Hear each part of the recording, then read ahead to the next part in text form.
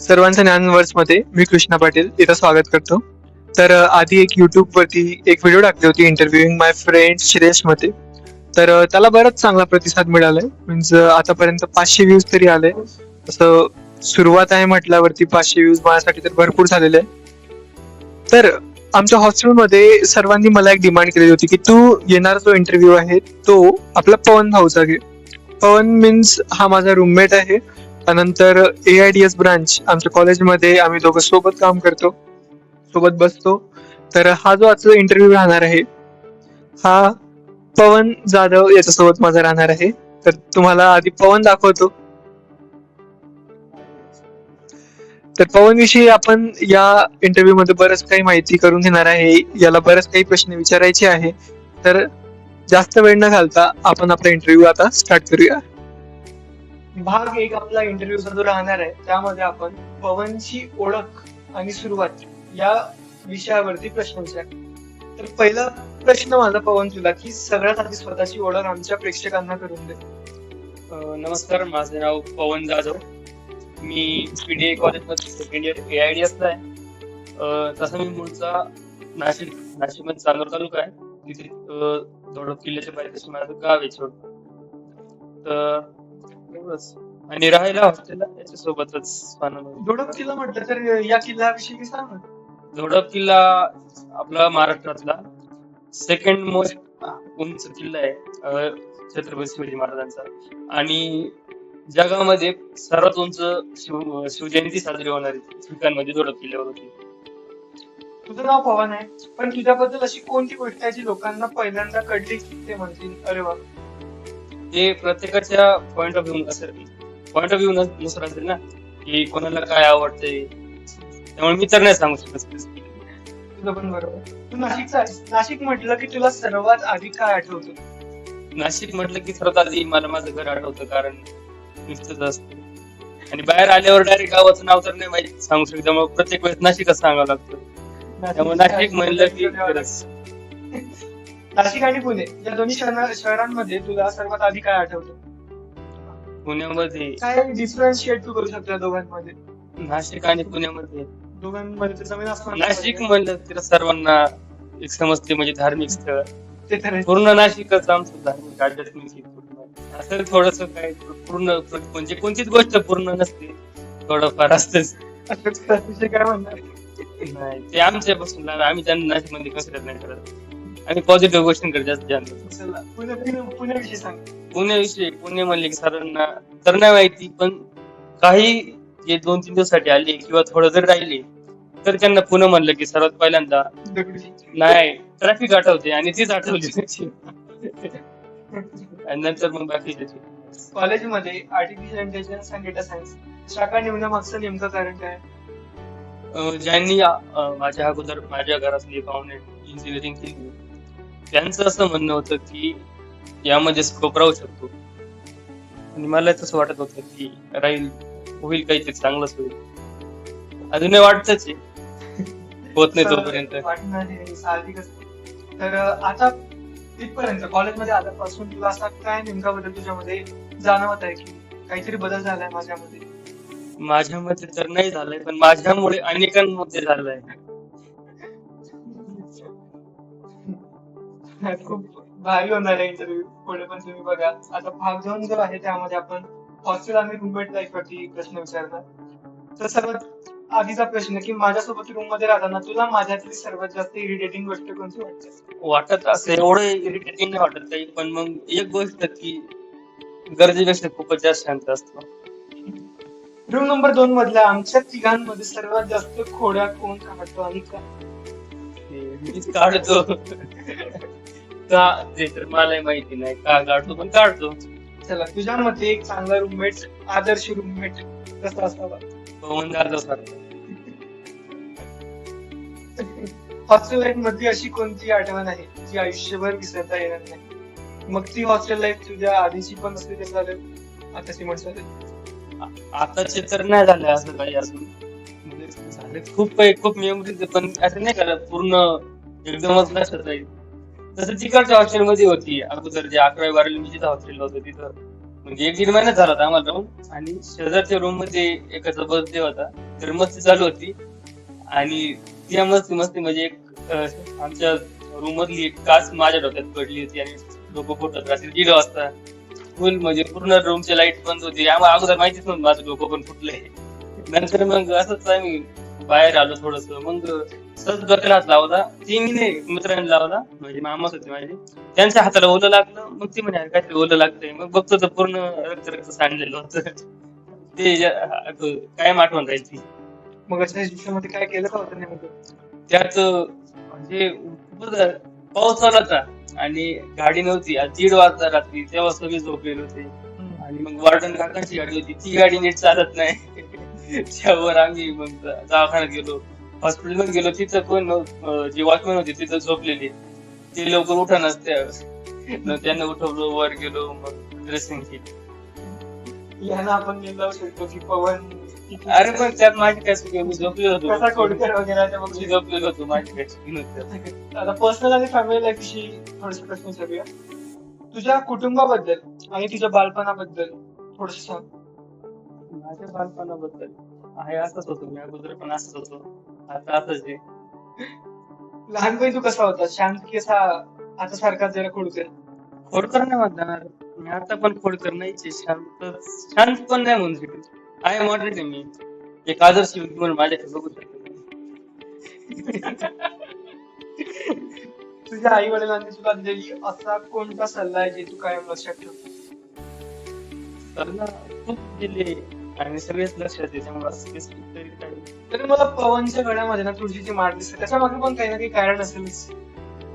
कारण असं काही नव्हतं की कोणाचा दबाव तर नव्हताच. मी अगोदरपासूनच नॉनव्हेज खात नाही, मला ते आवडत नाही. आणि माळ घालण्याचं कारण एवढंच की आपली संस्कृती आपण प्रमोट केली पाहिजे, चांगलं असतं. त्याचे आध्यात्मिक फायदे पण खूप आहेत. आणि पुढे बघूच या काय आध्यात्मिक फायदे आहे. पुढे प्रश्न आहे आपल्याकडे. तुझ्या आयुष्यातला असा कोणता निर्णय आहे ज्याला तू आज अभिमान वाटतो? पुणे डिस्ट्रिक्ट PDA चूज केलं मी. मध्ये ऍडमिशन घेतलं, कॉलेज चांगलंच आहे. त्यानंतर सोशल लाईफ अँड फ्रेंडशिप विषयी आपण थोडे प्रश्न विचारूया. तुझ्यासाठी मैत्री म्हणजे नेमकं काय? मैत्री माझ्यासाठी तरी, मी कोणाला भेटलो 2-3 वेळेस भेटलो, 1-2 वेळेस भेटलो, मी मित्र बनून जाते. मित्रांमध्ये तू कोणता मित्र आहे? सल्ला देणारा, खोडा काढणारा की संकटात धावून जाणारा? प्रत्येकासाठी वेगळं आहे. आता काहींची प्रशांती त्याची जास्त खोडी काढतो, मग त्याला वाटू शकतं की मी फक्त खोडच काढतो. परत समजा आम्ही तर कोणाची- सगळं याच्यामध्येच बघितलेलं आहे. बाकी प्रत्येकाचा दृष्टिकोन वेगळा वेगळा, कोण काय विचार करणार त्याच्याविषयी. तुझे मतचे चांगला मित्र ओळखायचा कसा? माझ्यामध्ये चांगलं, मला तर सगळं चांगलंच वाटतं, त्यामुळे मी तर नाही. ती पण चांगली वाटली होती का? हा, आम्हाला सगळेच चांगले वाटतात, मलाच आवडली होती. सगळेच चांगले वाटतात, सगळेच आवडतात. म्हणजेच विश्वास जास्त महत्वाचा की प्रामाणिकपणा? विश्वास असला की प्रामाणिकपणा आपोआप येतो. एखाद्या जवळच्या मित्राने तुझा विश्वास तोडला तर तू त्याला दुसरी संधी देशील का? दिली पण आहे, देतोय आणि देत पण जाईल. दिली पाहिजे, सर्वांनी दिली पाहिजे. तुला मित्रांमध्ये कोणती गोष्ट अजिबात आवडत नाही? राग येतो कशावरून, म्हणजे एकदम छोट्या सुंदर गोष्टीवर राग येतो.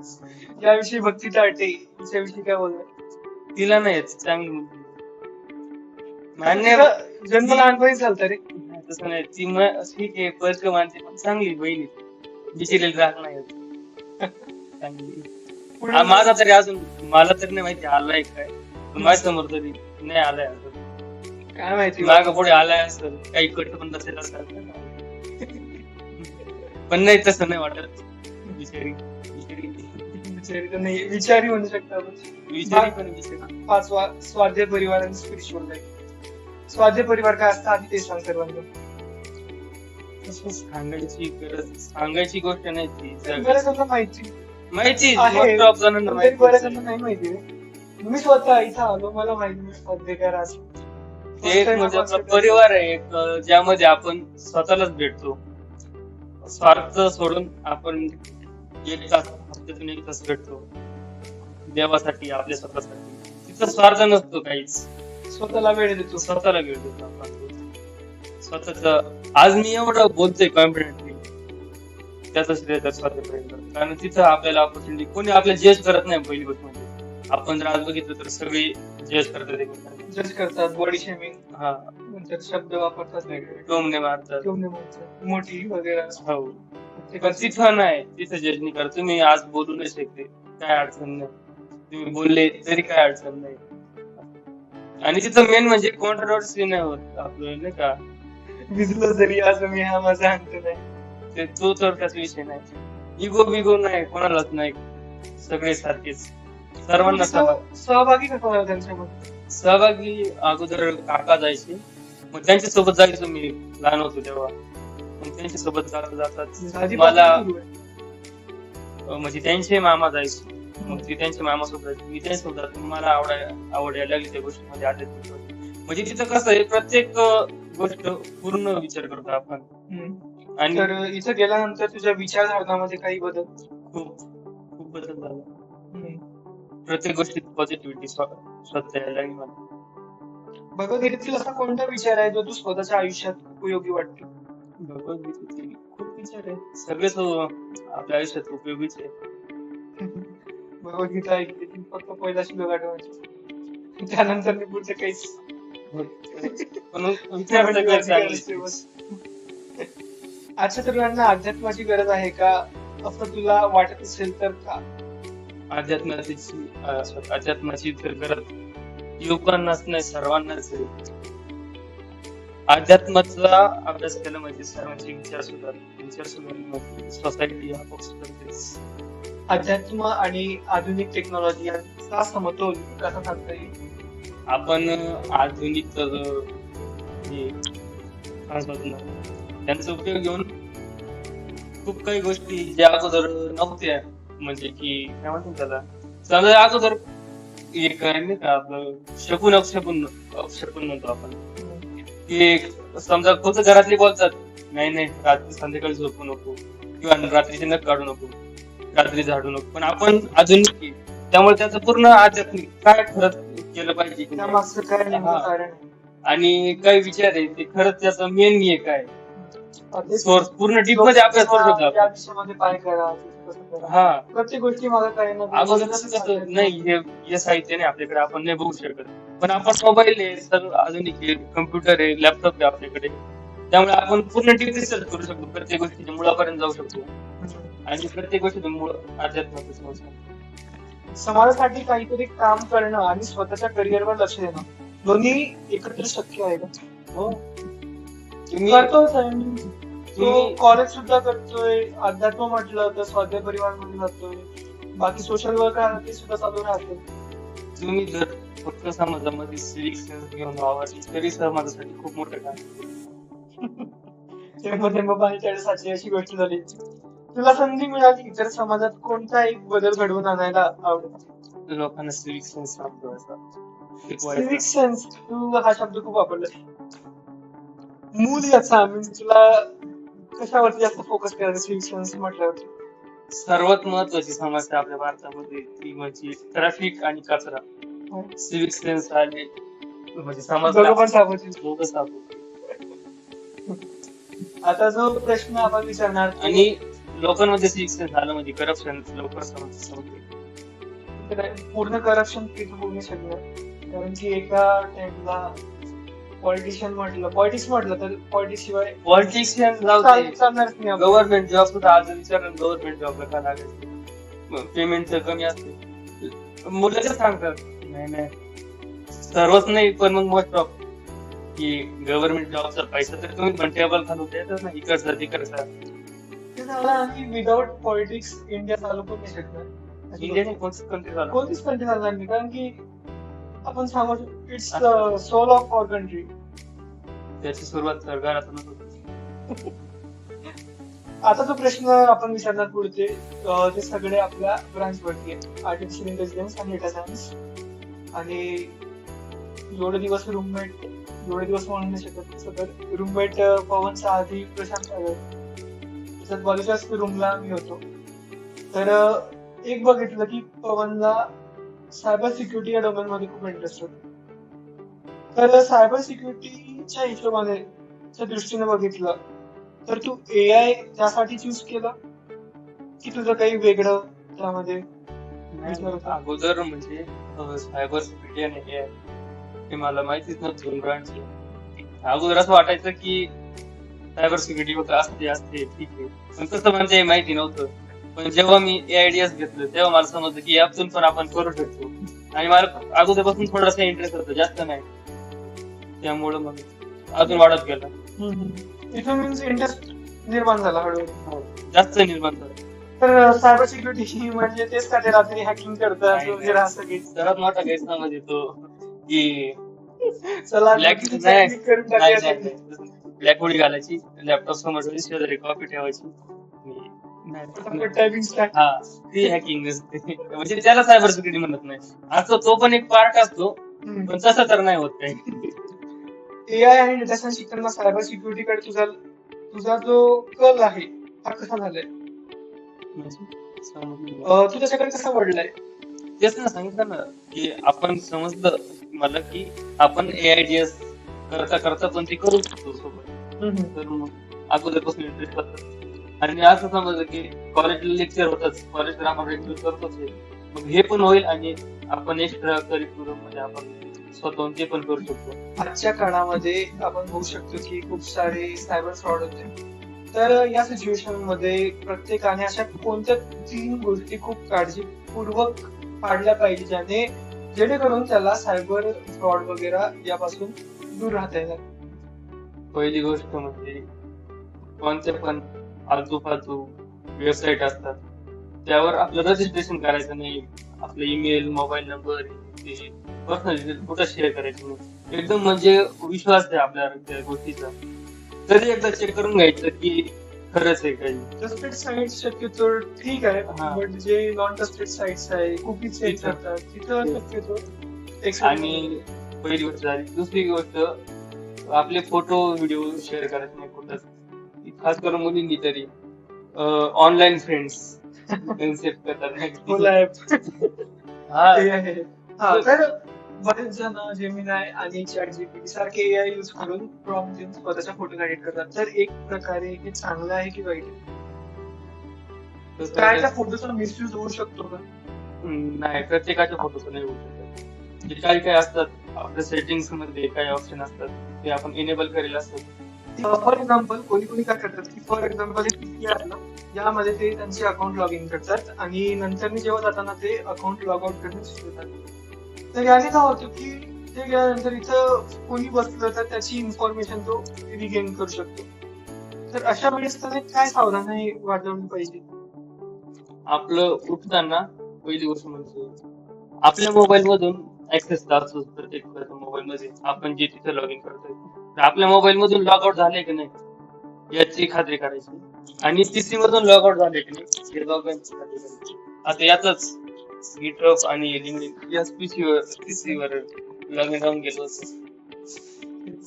मग बाकीच्यांनी घेतली काय माहिती त्याबद्दल. कोणी पण फायदा असू शकतो. तर या गोष्टीपासून सावधानीच बाळगायची. त्यानंतर भविष्यात तुला सायबर सिक्युरिटी मध्येच करिअर करायचं आहे की अजून ऑप्शन्स एक्सप्लोर करायचे आहेत? फिक्स नाही मला कसं करिअर करायचं. तर मग आजच्या काळात एखाद्या सामान्य व्यक्तीला एआय मुळे सायबर सिक्युरिटी मजबूत होईल किंवा सायबर अटॅक्स आणखी धोकादायक होतील याविषयी सांगायचं म्हटलं तर तू काय सांगणार? AI मुळे सायबर अटॅक नाही झाले सोपे, पण आपली सिक्युरिटी सोपी झाली ब्रेक करणं.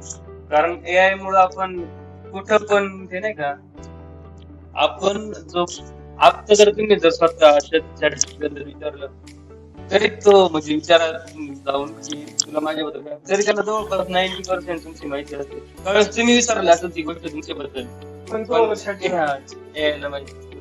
त्यामुळं लवकर ऍक्सेस घेऊन आणि तुमच्या ChatGPT चा जरी ऍक्सेस घेतला समोर त्याने अटॅक करून, तरी तुमची खूप सारी माहिती लीक होऊ शकते.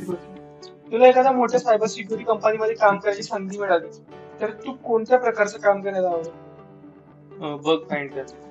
बग फाइंड. ओके. आता जो प्रश्न आहे हा तुझ्या निजी जीवनाशी संबंधित प्रश्न आहे. तर पहिला प्रश्न, तुझ्या आयुष्यात पहिली क्रश कधी होती, केव्हा आली नाही सांगतो, मला आठवत नाही. 10वीच्या आसपास, 10वी नंतरच. तुझ्या 10वीच्या अगोदर नाही, एक्झॅक्ट नाही सांगते. तुझ्या मते प्रेमात जास्त महत्वाचं जे ट्रस्ट की लॉयल्टी? ट्रस्ट असेल तर लॉयल्टी येते. ट्रस्ट असलं, पहिली गोष्ट म्हणजे विश्वास असला तर बाकीच्या विचार करायची गरज पडत नाही. पण मग लॉयल्टी पण लागेलच ना. ट्रस्ट असला तर येते ती. पण कोणी ट्रस्ट पण लॉयल राहणार नाही राहणार कसं? समोरचा आपला विश्वास जपतोय ना. ते बघ. तुला कधी कोणावरती वन साइडेड लव्ह झालंय? तुला रिलेशनशिप मध्ये असलेला पार्टनर आणि बेस्ट फ्रेंड यापैकी एकाची निवड करायची झाली तर कोणाची करेल? रिलेशनशिप मध्ये असल्यावर करेल, नाही तेव्हा कसं काय करू? प्रायोरिटी कोणाला देणार? प्रायोरिटी कोणाला देणार? त्या सिच्युएशनवर राहील ना. बेस्ट फ्रेंड म्हणजे मला बेस्ट फ्रेंडच नाही कोणी, सगळे सारखेचे. आणि रिलेशनशिप मध्ये पण नाही मी, त्याच्यामुळे कसं सांगू मी? दोन्ही पण बघ. माझ्याकडे दोन्ही पण नाही, तुम्हाला दोन्हीतून एक चूज करायला लावतोय. तर आधीचा असू की तुझ्या मते रिलेशनशिप मध्ये प्रायव्हसी किती महत्वाची? रिलेशनशिप मध्ये प्रायव्हसी कशाला पाहिजे? जर तुम्ही दोघंच आहे, कशाला प्रायव्हसी पाहिजे? तुला कोणाच्या घरी माहिती नाही आणि तिथे काही चालूच आहे तर मग नाही तसं प्रायव्हसी दोघांमध्ये नसली पाहिजे ना. मोस्ट ऑफ लोकांना नाही समजून द्यायचं की रिलेशनशिप मध्ये आहे. कलियल आधी की लव? कलियल महत्वाचं आहे, 100% कलियल खूप महत्वाचं आहे. तुला प्रेमासाठी करिअर ऑपॉर्च्युनिटी सोडावी लागली तर तू काय निवडशील? तुझ्या मते मुलगा मुलगी यांच्यात जेन्युइन फ्रेंडशिप शक्य आहे का? शक्य आहे, पण शक्य आहे, पण ती खूप म्हणजे खूप रेअर आहे. कोणतरी युट्यूबर नाही का, लड़की अगर खूबसूरत हो, लड़की अगर खूबसूरत हो तो उससे कौन बनाना चाहेगा? आता जरा किती गोष्ट सांगूया. तिकडे भक्ती खूप मजा येते. तुला 1 कोटी मिळाले पण तुझं आयुष्यभराचं एक स्वप्न सोडावं लागलं तर स्वीकारशील का? स्वप्न कोणते? कोणतेही असू शकतं. कारण माझे खूप स्वप्न आहे. त्यातले काही तर सोडले की त्यामुळे सोडू शकतो. एक असं स्वप्न जे तू सोडलंय आधी. भेंडी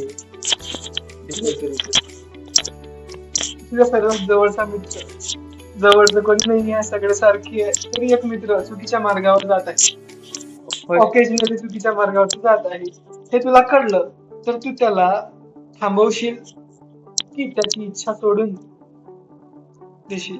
एकदा ठीक आहे, तो जर परत तिकडच जात असेल तर मग ऍक्शन जाऊन देणार. कारण एकदा तर कोणी चुकी करतच आणि माहिती असून पण जर एक्सपिरियन्स करायचा असेल एखाद्या वेळेस नाही, एकदाच ठीक आहे, एकदाच काय करायचं ते. म्हणजे चुकीच्या गोष्टी तरी चांगल्या करा तुम्ही रोज, पण चुकीची तरी एकदाच ठीक आहे.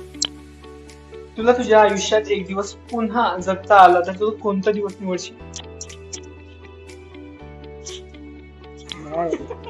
इमॅजिन केलंय पण जे बघताय त्यांना अगोदर माहित समजलं असेल की तुला तुझ्या आयुष्यात एक दिवस हा प्रश्न नको. तुला तुझ्या भूतकाळातील स्वतःला एकच गोष्ट सांगता आली तर काय सांगता? नको इंडियस कर. तुला भविष्यातील स्वतःला एक प्रश्न विचारता आला तर काय विचार? आलो काय विचार करून इंडियासाठी एवढं? तुझ्याकडे वेळ आहे पण पैसा नाही, पैसा आहे पण वेळ नाही, दोघांतलं काय निवड? वेळ आहे पण पैसा नाही, आणि आता पैसा आहे तर वेळ नाही. पैसा आहे पण वेळ नाही, कारण पैसा असले कोणाच वेळ नसतो. पैसा असलो तो अजून कसं ऍड करायचं हेच ठरवतो. आता पैसा नाहीये पण वेळ भरपूर आहे, पुढे जाऊन वेळ नाही राहणार पण पैसा भरपूर आहे. तुला प्रसिद्धी आणि शांत आयुष्य यापैकी काय निवडायचंय? योग्य व्यक्तीमध्ये प्रसिद्धी. तसं दोन्ही पण गरजेचंच आहे. नाही, शांतता नाही, तसं नाही. योग्य व्यक्तींमध्ये प्रसिद्धी म्हणजे जे ज्यांच्या मध्ये प्रसिद्ध असल्यामुळे मला काहीतरी फायदा होतोय. चला आता जरा सिच्युएशनल बेस्ड क्वेश्चन्स घेऊ आपण थोडेसे. तुला रस्त्यावरती प्रशांत काळे याचे 50,000 सापडले आणि आसपास कोणीही नाही आणि प्रशांत सुद्धा माहिती नाही, तू काय करशील? नेऊन देईल. घेऊन देशील का बरं? अरे आता 5 रुपये कोणाच आपण कमी 50,000 आहे. आणि प्रशांत त्याला ती तुम्ही video आहे बरं. हो प्रशांत तुझा मित्र तुझी मित्र भरपूर अटेक परीक्षेत कॉपी करताना तुला दिसली. शिक्षकांनी तुला विचारलं की तिने कॉपी केली का, तू सांगशील का?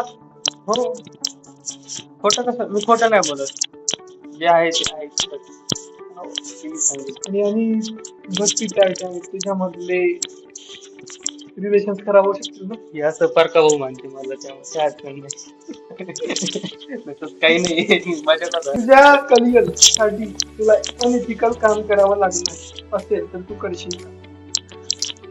अगोदर सांगितलं मी माझं करिअर शिकून तेव्हा करिअर चेंज करायची option आहे माझ्याकडे तेव्हा मी तेच करेल. चल, तुझ्या यशामुळे तुझ्या मित्राचे नुकसान होणार असेल तर तो यश स्वीकारशील का? मित्र कोण आहे त्यामध्ये त्याने जर माझ्या सोबत तडजोड केली असेल तर मग करेल कारण प्रत्येक ठिकाणी सॉफ्टवेअर ट्रेड चालत नाही. तुला 2 विकल्प दिले. एकामध्ये भरपूर पैसा पण मनशांती नाही आणि दुसऱ्यामध्ये कमी पैसा पण समाधान. तू काय निवडशील? भरपूर पैसा मनशांती नाही. अशी नाही सवय झाली मला. एखादी व्यक्ती तुझ्याशी वाईट वागली पण नंतर तिला तुझी मदत लागली, तू करशील का? 100% अर्ध्या रात्री ह्युमॅनिटी. जर तुला कळलं की तुझ्या आवडत्या व्यक्तीने तुझ्याशी खोटं बोललंय तर तू लगेच नातं तोडशील की आधी कारण समजून घेशील? कारण काय कारण खोटं बोलण्यामाग काहीतरी पर्पज असतो प्रत्येकाचा. रॅन्डमली नाही बोलत कोणी पण हम्म. काय सांगावं ते खोटं मला काही सरप्राईज स्पेशल फील करण्यासाठी बोललं तसं असू शकतं. आता थोडं रॅपिड फायर घेऊया. नाही ते पण ठीक आहे imagine करते. रॅपिड फायर झालं. Rapid fire. चहा की कॉफी? चहा. नाशिक की पुणे? नाशिक. हॉस्टेल की घर? हॉस्टेल. एआय की सायबर सिक्युरिटी? एनडी. पक्षा की प्रतिनिधी? पैसे. इम्रान हाशमी की वरुण धवन? दोन्ही नाही. लव की करिअर? दोन्ही पण. एक्स्ट्रोवर्ट की एक्स्ट्रोवर्ट? एक्स्ट्रोवर्ट. भगवद्गीता की technology? With the help of technology. Study की मस्ती? दोन्ही करतोय राव. सकाळ की रात्र? रात्र. एका शब्दात पाहून? पवन. एका शब्दात मांडण्याजोगं तर नाही मी. एका शब्दात कृष्णा? इंट्रोवर्ट. तुझी सर्वात मोठी विकनेस सांगायची नसते. विकनेस नाहीच माझी काही. तुझी एक सर्वात मोठी फ्रेंड खूप आहे कोणती सांगू. मुलांना मोटिवेट हा करणं. मोटिवेशन पण एका शब्दात सांगायचं म्हणलं तर मॅनिप्युलेशन. मोटिवेशन पण एवढं खतरनाक की समोरचा व्यक्ती मी जर बोललो की प्राणघातक. जीव तयार होईल. अगदी अगदी प्राणघातक मोटिवेशन म्हणू शकतो. दोघांना केलंय तयार पण झाले बिचारे. तुझी सर्वात तुझा एक सिक्रेट टॅलेंट माहिती असतं तर मी त्याच्यावर काम करत असतो. आणि शेवटचा प्रश्न, रूम नंबर 2 मध्ये सर्वात जास्त नाटक कोण करतो? अरे स्वतःचं नाव घ्यायला बरोबर नाही. समजून जा. सांगितलं त्यानं. तर शेवटचा दमदार प्रश्न, पवन, जर हा आजचा इंटरव्ह्यू पाहणाऱ्या 19 वर्षाच्या एका मुलाला फक्त तू एकच सल्ला देऊ शकत असशील जो त्याचं पुढचं आयुष्य बदलू शकेल तर तो सल्ला काय असेल? जर तुझं सेट असेल आणि घरच्यांचा जर त्याला विरोध असेल तर ट्राय कर घरच्यांना कन्व्हिन्स करायचा. नसेल ऐकत करतो तर एकतर तुझा सेट चुकलेला असेल म्हणजे जो तुझा काय करायचं असेल ते. आणि जर नसेल चुकलेला तर तू घरच्याच्या विरोधात असतो. पण असं नाही की तुझं काही चुकीचं बोललेलं आहे. ते जर बरोबर असेल तरच.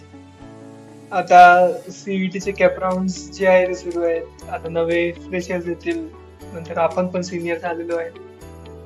तर आधीच्या इंटरव्ह्यू मध्ये पण हा प्रश्न होता, आता पण विचारतो की ज्युनियर साठी काय मेसेज आहे आणि सिनियर साठी काय मेसेज आहे? सिनियर साठी काय मेसेज? सिनियर आहे चांगले, सिनियर सोबत एवढा कॉन्टॅक्ट नाही, जेवढे आहे ते वाटत पण नाही सगळे सिनियर छान आहे सर्व फ्रेंडली. हा वाटत नाही. आणि तुम्हाला जर वाटत असेल की ज्युनियर साठी त्या कॉलेजच्या कॅम्पस मध्ये कॅन्टीन मध्ये बसून आपण काय जे मूवीज मध्ये बघून आलेले ते करू, तर इथं मोस्ट वाटत नाही होऊ शकत ते. इथं अभ्यासच करावा लागेल. आणि जर सीएस ब्रांच साठी येत असेल तर म्हणजे या कॉलेजसाठी तरी सीएस चांगलं आहे, आयडियाज पण चांगलं आहे, सपोर्टिव्ह स्टाफ आहे तसं एकदम. एका व्हिडिओ खाली भरपूर कमेंट होते की कॉलेज कसं आहे, सीएस ब्रांच कशी आहे, प्रत्येक ब्रांच कशी आहे, त्याविषयी तू काय बोलणार? कॉलेज बघण्या अगोदर आपले स्कोर बघा. स्कोर महत्वाचा आहे. आपला बघून स्कोर बघा. तुमचा जर स्कोर जर सीईटी मध्ये 80 च्या आसपास असेल तर तुमच्यासाठी चांगलं कॉलेज आहे. आणि रियालिटी एक्सेप्ट करा. हा की हा रियालिटी score एक्सेप्ट आहे, करा, हा नाहीतर भेटेल. काय कॉलेजचे निगेटिव्ह, कोणतेच कॉलेजला पॉझिटिव्ह रिव्ह्यू नाही. तेच तुम्ही आयआयटी ला सुद्धा निगेटिव्ह रिव्ह्यू आहे, त्यामुळं स्कोर ठेवसान 40 आणि म्हणणार हा, मला IIT पाहिजे. आयआयटी पाहिजे, तर तसं ते नाही चालणार होऊ नाही ना. शकत. जे रियालिटी आहे त्याला एक्सेप्ट केलं पाहिजे. स्कोर नुसार हे कॉलेज खूप भारी आहे. काही काही कॉलेज असतं की कट ऑफ खूप वर जातो आणि कॉलेज काय काम होतं. हे कॉलेजचं कट ऑफ कॉलेजच्या मानाने कमी आहे. आणि कॉलेज भले आपलं तुम्हाला सांगता ना एन्व्हायरमेंट नाही इथं काही गार्डन येते ग्राउंड, पण ज्या कामासाठी तुम्ही येतं कॉलेजला की शिकण्यासाठी ज्या ब्रेन सोबत तुम्ही काम करणार तुमच्याच लेवलचे बाकी इथं तर स्टाफ खूप मस्त आहे. स्टाफ supportive staff आहे. स्टाफ खूप भारी आहे. कॉलेज सुद्धा छान आहे. प्लेसमेंट सुद्धा आहे. हा प्लेसमेंट पण आहे, चांगले प्लेसमेंट. तर इथे इंटरव्ह्यू आपण थांबूया. आजचा इंटरव्ह्यू आपण बघितला असेल आणि कसा वाटला तो कमेंट करा. त्यासोबत पवन जो आहे याचा सुद्धा एक इंस्टाग्राम चॅनल आहे. चॅनल मीन्स इंस्टाग्राम वरती एक अकाउंट आहे, त्याला सुद्धा तुम्ही विजिट करू शकता. लिंक लिंक डिस्क्रिप्शन मध्ये टाकते. आणि पुढे तुम्ही या युट्यूब वरती बरेच काही प्रोजेक्ट बघणार आहेत. फॉर एक्झाम्पल एक छोटीशी मूवी जी आम्ही फॉक्सिलमेट त्यानंतर भक्ती आता ती video जी व्हिडिओ शूट करत आहे ती सुद्धा त्यामध्ये इन्व्हॉल्व्ह आहे. असे बरंच काही ठरवलेलं आहे. तर चॅनलला सबस्क्राईब करा. आणि चांगली मुलगी चांगली मुलगी. तुम्हाला दाखवतो मी कशी आहे. बघा दोन शब्द इंटरव्ह्यू खूप मस्त झाले आणि मी बघू शकता. लाईक, सबस्क्राईब आणि चॅनलला फॉलो. पवनला पर्सनल प्रश्न विचारताना एवढी गोड का हाकलून येते? पण ते सगळं ठीक आहे. हा तुझी जी क्लिप आहे ती व्हिडिओच्या शेवटी जाणार आहे, मग तू कोणता व्हिडिओ बघायला लावते त्यांना? त्यांनी ऑलरेडी व्हिडिओ बघितलाय, तुला बघताय म्हणजे त्यांनी व्हिडिओ पूर्ण बघितलाय. मग तू आधीचे पण म्हणजे पुढचे येणारे फिल्मसाठी हा. तुझा काय रोल आहे? आहे काय ते सस्पेन्स आहे तो. तिचा जो रोल आहे तो रिअल लाईफ एक्झाम्पल, म्हणजे रिअल लाईफ मध्ये जो रोल आहे तोच त्या मूवी मध्ये पण रोल ठेवलाय तिचा. बाकीचे आमची तरी नाही एवढी, पण तिचाच आहे. आमच्यावर सर्वात जास्त कष्ट करणारी मुलगी म्हणजे भक्तीच आहे. ते सकाळी 5ला उठून बिचारी बाबा कॉलेज करायला आणि कॉलेज करून विचारे आहे आमची. ती आम्हाला परक म्हणजे मला तरी परकव म्हणजे नाही, ती असं चांगली काहीच बहीण, नाहीये. असं काहीच नाहीये. चांगली बहीण. तिथंच थांबूया. Thanks for watching.